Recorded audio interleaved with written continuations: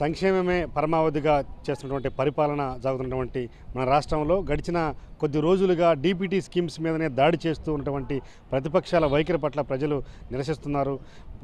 Election commission చేస్తున్నటువంటి కొన్ని పోకడల మీద కూడా ప్రజల్లో ఒక విభిన్నమైనటువంటి ఆలోచనలు చర్చ మొదలైంది. ఎందుకు ఇలాంటి డీబీటీ స్కీమ్స్ మీద టార్గెట్ చేసి ఎప్పటి నుంచో 5 సంవత్సరాల నుంచి మొదలైనటువంటి ఈ సంక్షేమ కార్యక్రమాలన్నింటినీ, సంక్షేమ పథకాలన్నింటినీ, కంటిన్యూ ప్రాసెస్లో ఉన్నటువంటి పథకాలన్నింటినీ కూడా నిలువునా నిలిపివేసేటువంటి కార్యక్రమం ఎందుకు జరుగుతుంది? ఇదంతా కూడా కుట్రపూరితమైన వాతావరణంలో జరుగుతున్న ఒక ఆందోళన, ఒక చర్చ ప్రజల్లో ఉంది. ప్రస్తుతం స్థానికంగా ఉన్నటువంటి కొంతమంది సింగరాయకుండా చెందినటువంటి స్థానికులు ఉన్నారు. వాళ్ళతో మాట్లాడే ప్రయత్నం చేద్దాం. సార్ చెప్పండి, ఏదైతే స్కీమ్స్ ఉన్నాయో ఈ రాష్ట్రంలో అమలులో ఉన్నటువంటి సంక్షేమ పథకాలన్నింటినీ కూడా ఎలక్షన్ కోడ్ వచ్చినప్పటి నుంచి ఫిర్యాదులు వెళ్ళడం, ఆ ఫిర్యాదులను విని ఎలక్షన్ కమిషన్ వాటిని నిలిపేసే కార్యక్రమం జరుగుతుంది. అంటే ప్రజలకి డైరెక్ట్గా లబ్ధి పొందినటువంటి స్కీమ్స్ అన్నింటిని కూడా ఆపేసే ప్రయత్నం జరుగుతుంది. దీన్ని ఏంగా చూస్తారు మీరు? ఇది కేవలం చంద్రబాబు కూటమి కుట్రండి. పేదలు బాగుపడాలంటే వాళ్ళు చూడలేరు. పెత్తందారుల పరిపాలన వాళ్ళు చూస్తారు, అంతేగాని పేదల పరిపాలన చూడలేరు. కడుపు నిండిన వాళ్ళు, కడుపు కాలే వాళ్ళ కష్టాలు వాళ్ళకేం తెలుస్తాయి? ఇన్ని బాధలు భరిస్తున్నారో, ఎంత అవతాతలు ఎంతమంది చనిపోతున్నారు ఈ ఎండలో పడి, ఎంతమంది రైతులుగా ఈ ఇన్పుట్ సబ్సిడీ ఆపేశారు. పిల్లల చదువుల భవిష్యత్తు నాశనం చేసి కొంతమంది పిల్లలు ఆగిపోయినారు చదువులకి. వాళ్ళ తల్లిదండ్రుల గోడు ఉసురు తగులుతుంది ఆ చంద్రబాబుకి. ఈ విధంగా అసలు ఈసీకి ఏది ఫిర్యాదు చేస్తే చంద్రబాబు ఆ పని చేసేస్తారా? పవన్ కళ్యాణ్ ఏది చెప్తే చేసేస్తారా? ఆపేస్తారా? పేదల బతుకులు నాశనం చేసేస్తారా? పేదలు బతకడం లేదా? సంక్షేమ పథకాలు అందడానికి వీలు లేదా? ఇది ఏం రాజ్యం? ఏ రకంగా ఆలోచిస్తున్నారు? పేదల కోసం ప్రాణాలు ఇస్తున్న మన జగన్మోహన్ రెడ్డి గారు ఇంతమందికి పేదల కోసం పనిచేస్తుంటే అన్ని డీపీటీల ద్వారా అన్నీ ఆపేసేసి సంక్షేమ పథకాలన్నీ కూడా ఒక్కటి కూడా 4 సంవత్సరాల నుంచి పూర్తిగా నడుస్తున్న వాటిని పూర్తిగా ఆపేసి, పూర్తిగా పేదోళ్ళు బతకడానికి వీలు లేకుండా ఒక తల్లిదండ్రులకు ఒక ఇంటికి పోతే వాళ్ళని అదరగొచ్చి బయటకు వచ్చి, అయ్యా మా ఫీజు రీంబర్స్మెంట్ ఆపేశారయ్యా, నేను ఎక్కడ చేయాలి, మా పిల్లలకు డబ్బులు నా కాళ్ళు లేవయ్యా, మా పిల్లలు చూడయ్యా, 2 పిల్లలు కూడా ఊరకనే కూర్చొని ఉన్నారు, ఏడుస్తున్నారు చూడయ్యా, వాళ్ళ ఉసురు ఆ చంద్రబాబుకి ఆ కూటమికి తగులుతుందయ్యా. ఏందయ్యా ఈ పరిస్థితి? మమ్మల్ని ఎందుకయ్యా ఇన్ని కష్టాలు పెడుతున్నారు?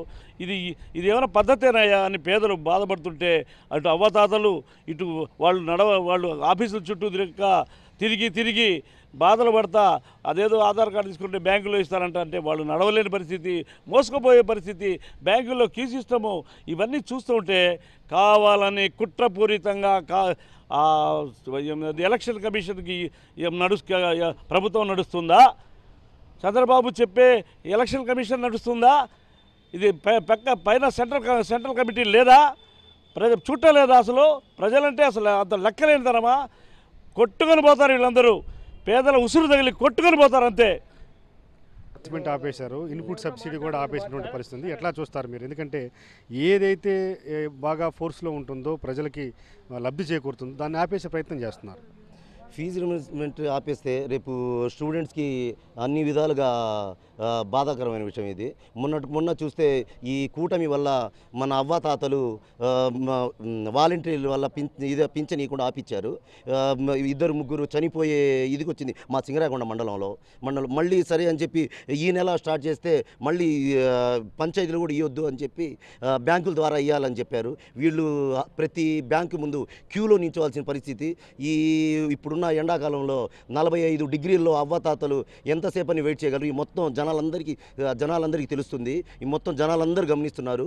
ఈ ఎలక్షన్ కమిషనరు ద్వారా ఎలక్షన్ జరుగుతుందా లేదా కూటమి ద్వారా ఎలక్షన్ జరుగుతుందా అనేది జనాలందరూ గమనిస్తున్నారు. ఇది జనాలు 100% కూటమికి బుద్ధి చెప్తారని నేను అనుకుంటున్నాను. మీరు చెప్పండి, ఏమనుకుంటున్నారు? ఎందుకంటే మీరేమనుకుంటారు? ఎందుకంటే వరుసగా ఫిర్యాదులు వెళ్ళడం, అది ఇంప్లిమెంట్ అయిపోతుంది ఎలక్షన్ కమిషన్లో. తాజాగా ఇన్పుట్ సబ్సిడీని కూడా రైతాంగ సంబంధించి క్లోజ్ చేసిన పరిస్థితి. ఈరోజు రైతులు ఆంధ్రప్రదేశ్ రాష్ట్రంలో ఎన్నో ఇబ్బందులు ఎదుర్కొంటున్నారు. ఇన్పుట్ సబ్సిడీ అనేది గవర్నమెంట్ రైతుకి ఇచ్చిన ఒక వరం లాంటి పథకం. అది దాన్ని ఈరోజు కావాలని ఉద్దేశపూర్వకంగా ఈ కూటమి తరపున ఎలక్షన్ కమిషన్ ఎందుకు అలా ఇట్లా చేస్తుంది అనేది, ఎలక్షన్ కమిషన్ అనేది స్వయం ప్రతిపత్తి కలిగి ఉండాలి. ఏ పార్టీ కొమ్ముగాయకూడదు ఎప్పుడు కూడా. ఎలక్షన్ కమిషన్ ఎలక్షన్ అయిపోయిన తర్వాత డిజాల్వ్ అయిపోద్ది. డిజాల్వ్ అయిపోయినప్పుడు వీళ్ళు ఒక పార్టీకి ఎందుకు కొమ్ము కాస్తున్నారు? కొమ్ము కాసిన వాళ్ళు ఇబ్బంది పడేది రైతాంగం ఎవరు? కామన్ మ్యాన్ ఎప్పుడు ఇబ్బంది పడినా దానివల్ల ఉపయోగం ఏమీ లేదు గవర్నమెంట్కి. దాన్ని పరిగణనలోకి తీసుకుని సెంట్రల్ ఎలక్షన్ కమిషన్ కూడా ఇకనైనా కూడా దీని గురించి వాళ్ళు ఒకరు ఏదో ఫిర్యాదు చేశారని దాని గురించి దాని మీదే డిపెండ్ అయ్యి వాళ్ళే వస్తారు. ఈరోజు ఎవరు వస్తారు ఎవరు అనేది గవర్నమెంట్ అనేది ఎవరు చెప్పలేరు. అది కామన్ మ్యాన్ ఎవడేసే ఓటు మీద ఆధారపడి ఉంటుంది. దానికి ఒకరికి ఒక ఎంప్లాయ్ అనేవాడు కొమ్ము కాయడం కరెక్ట్ కాదు. ఎలక్షన్ కమిషన్ అనేవాడు ఒక గవర్నమెంట్ ఎంప్లాయ్ అంటే మాలాంటి రైతులు ఎవరైనా కూడా కట్టే ట్యాక్సెస్ అయితే ఏమి, మేము ఎరువులు తెచ్చుకున్న దాని మీద అయితే వచ్చే సంపాదన మీద వాళ్ళకి ఇచ్చే జీతమే ఇది.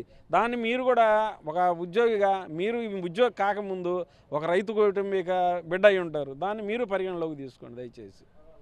మీరేం చెప్తారు చెప్పండి. ఎందుకంటే ఏదైనా ఫిర్యాదు ఇప్పుడు సపోజ్ డీజీపీని మార్చారు, అలాగే అంతకుముందు ఎస్పీని మార్చారు. ఎవరి మీద అయితే కంప్లైంట్ వెళ్తుందో కాంట్రవర్షియల్ చేస్తూ దాని మీద ఇమీడియట్గా చేంజెస్ జరుగుతాం. ఇది టీడీపీ కూటమికి ఎలక్షన్ కమిషన్ కొమ్ముకు వస్తుందని అనుకుంటున్నానండి.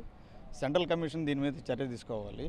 ఇది చాలా దారుణమైన చర్య. ఇది ఒక కూటమికి కొమ్ము కాయటం అనేది చాలా బాధాకరం. అండ్ పింఛన్లు తీసుకునే వారిని బాగా ఇబ్బంది పెడుతున్నారు. అండ్ బ్యాంకుల కాడికి వెళ్తే కొంతమందికి బ్యాంక్ అకౌంట్స్ లేవు, వాళ్ళని డ్రాప్అవుట్ చేస్తున్నారు. చాలా బాధాకరంగా ఉంది. ఇది కరెక్ట్ కాదని చెప్పి నేను అనుకుంటున్నాను. ఈరోజు చూసుకుంటే చేయూత పథకం కూడా వివరాలు నిలిపివేసిన పరిస్థితి. అది కావాలని ఆపే విషయమే కానీ టీడీపీ కూటమికి ప్రధానంగా ఓటమి భయం అనేది ఏర్పడింది.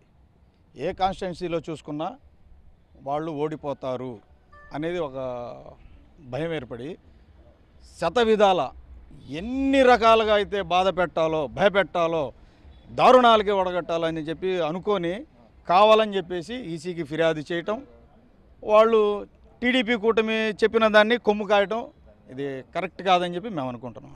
పెద్దన్న మీకు పెన్షన్ వస్తుందా? వస్తుంది. ఎట్లా తీసుకున్నారు మీ పెన్షన్?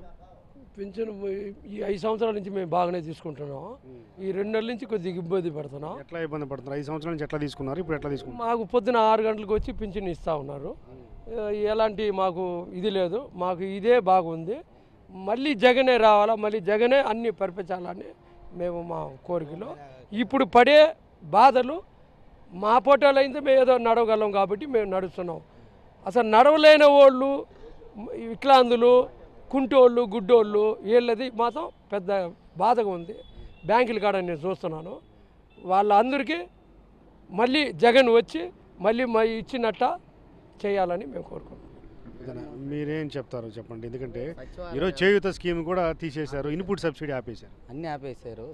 జగన్మోహన్ రెడ్డి గారు వచ్చిన తర్వాత సచివాలయం కన్వీనర్లు బాగా పనిచేస్తూ సచివాలయం పెట్టిన తర్వాత మామూలుగా వీళ్ళందరూ వాలంటీర్స్ వచ్చి ఉదయాన్నే 6ంటికి వచ్చి పెన్షన్ ఇచ్చేస్తుంటే బాగా చేసి ఇంటింటికి తిరిగి ఇస్తుంటే వీళ్ళు పక్క పార్టీ వాళ్ళు మమ్మల్ని ఇబ్బంది పెట్టి గందరగోళం చేసి ఇచ్చేస్తున్నారు. ముసలాళ్ళు, తాతోళ్ళు, అవ్వలు బ్యాంకుల కాడికి పోయి పింఛన్ రాక బాధపడు. మాకు జగనన్నే రావాలి, జగనన్నకే మాకు ఓటేస్తామండి.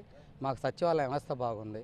సచివాలయాల్లో మాకు అన్ని పెన్షన్స్ కానీ ఆధార్ కార్డులు కానీ ఏదైనా కులం సర్టిఫికేట్ కానీ అన్నీ వస్తున్నాయి. వ్యవస్థ మాత్రం బాగుంది సచివాలయం వ్యవస్థ. జగన్ గారు మళ్ళా గెలవాలి, పేదల సహాయాన్ని మళ్ళా పొంది నవరాత్రాలన్నీ మాకు చెందేటట్టు చేస్తాడు. కానీ మేమందరం కోరుకుంటున్నాం జగనన్నే రావాలి. ఎంతమంది ఎన్ని కోటాలు పెట్టినా కానీ అవి తుఫాన్లా కొట్టుకొని పోతాయి. జై జగన్, జై జగన్, జై జగన్. ఆదిమూల సురేష్ గారికి నాయకత్వం వర్ధిల్లాలి, చెవిరెడ్డి భాస్కర్ రెడ్డి గారు వర్ధిల్లాలి. ఇది ఇటువంటి స్థానికులు, కొంతమంది రకరకాల విభిన్నమైన వ్యక్తులు, రైతులు ఉన్నారు, ఇందులో విద్యార్థులు ఉన్నారు, పెన్షన్దారులు ఉన్నారు. వీళ్ళంతా కూడా ఒకటే చెప్తున్నటువంటి నినాదం ఏంటంటే ఇదంతా ఒక కుట్రపూరితమైన వాతావరణంలో జరుగుతుంది. ఎలక్షన్ కమిషన్ చేసినటువంటి వైఖరి మీద కూడా వాళ్ళు అనుమానాలు వ్యక్తం చేస్తున్నారు. ఒక పక్షానికి కొమ్ము కాస్తూ వాళ్ళు ఏ ఫిర్యాదు ఇస్తే ఆ ఫిర్యాదుని స్వీకరించి దానికి తగినట్టుగానే యాక్ట్ చేయడం అనేది మంచి పద్ధతి కాదు. ఇది ప్రజాస్వామ్యం వ్యవస్థ. ఆ ప్రజాస్వామ్యంలో ఇచ్చినటువంటి ఫిర్యాదు ఏంటి, సహేతుకమైనదా కాదని చూసేటువంటి ఆలోచన కూడా చేయాలని కూడా చెప్తున్నారు. ఎప్పటి నుంచో 5 సంవత్సరాల నుంచి జరుగుతున్నటువంటి ఈ సంక్షేమ పథకాలన్నింటి కూడా నిలిపివేయడం వల్ల, తక్షణమే నిలిపివేయడం వల్ల ప్రజలు చాలా ఇబ్బంది పడే అవకాశం ఉంది. ఇప్పటికే పెన్షన్దారులు చాలా ఇబ్బందులు ఎదుర్కొంటున్నారు. పెన్షన్ తీసుకునే ఒక యుద్ధంలాగా చేయాల్సినటువంటి పరిస్థితి ఉంది. చాలామంది వడదెబ్బకి కొంతమంది పెన్షన్దారులు బ్యాంకుల వద్ద చనిపోయినటువంటి పరిస్థితి కూడా ఉంది. కాబట్టి ఖచ్చితంగా ఇలాంటి వాతావరణం మాత్రం మేము నిరసిస్తున్నాం.